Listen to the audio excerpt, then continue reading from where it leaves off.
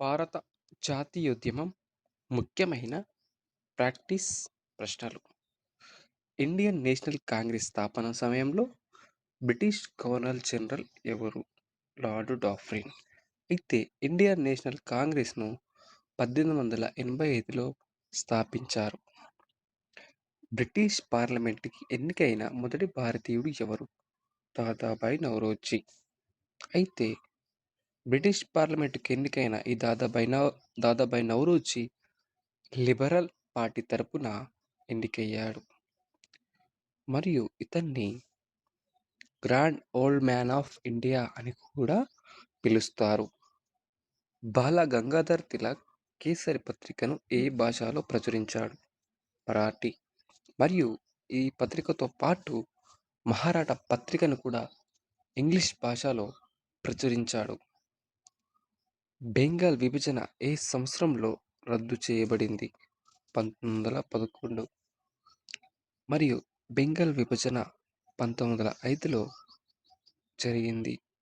అయితే ఆ సమయంలో వైస్రాయిగా లార్డ్ కర్జన్ ఉన్నారు. ఏఐటియుసికి మొదటి అధ్యక్షులు ఎవరు? లాలా లజపత్ రాయ్.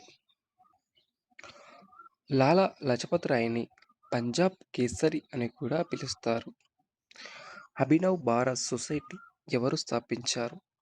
విడి సవర్కర్ 1904వ సంవత్సరంలో స్థాపించారు.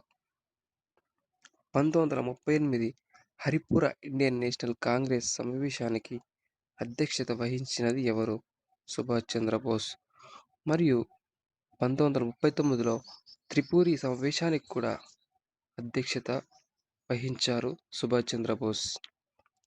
జవహర్లాల్ నెహ్రూ అధ్యక్షుడిగా జాతీయ ప్రణాళిక కమిటీని ఎప్పుడు ఏర్పాటు చేశారు? 1938. రాజ్యాంగ పరిషత్ మొదటి సమావేశం ఎప్పుడు జరిగింది? 1946 డిసెంబర్ 9. ఇండియన్ నేషనల్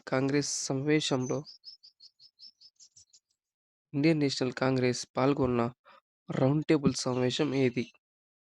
రెండవ రౌండ్ టేబుల్ సమావేశం.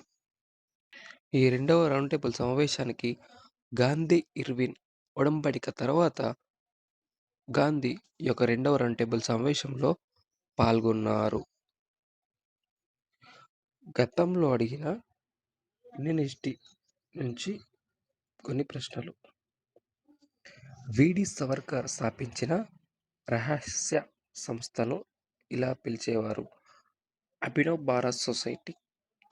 ఈ అభినవ్ భారత్ సొసైటీ అనేది ఒక రహస్య సంస్థగా పిలిచారు. ఈ క్వశ్చన్ డిఏఓ 2023లో అడిగారు.